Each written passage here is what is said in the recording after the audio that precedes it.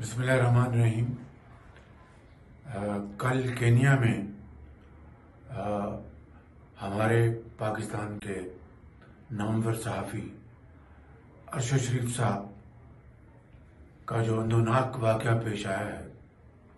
وہ انتہائی قابل مذمت ہے، اور پاکستان کے عوام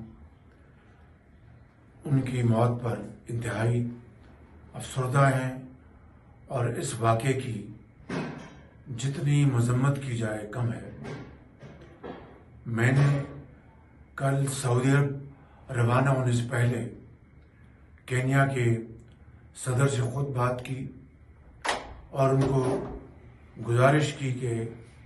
وہ ہمیں تحقیقاتی رپورٹ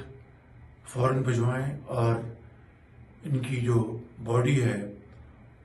ان کی فوراً روانگی کرانے میں اپنا کردار ادا کریں،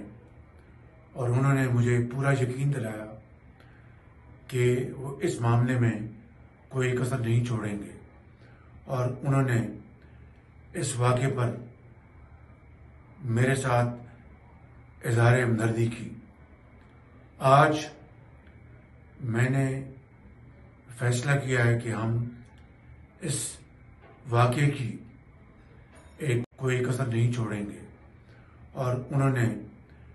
اس واقعے پر میرے ساتھ اظہار ہمدردی کی۔ آج میں نے فیصلہ کیا ہے کہ ہم اس واقعے کی ایک اعلیٰ عدالتی کمیشن سے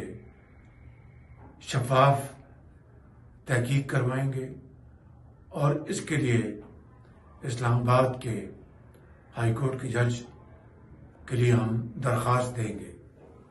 یہ باقاعدہ ہم اپنی کابینہ سے بھی اس فیصلے کی ہم توثیق کروائیں گے، لیکن میں پوری قوم کو یقین دلاتا ہوں کہ انشاءاللہ یہ واقعہ جو کہ ہم سب کے لیے انتہائی قابل افسوس ہے، اس کی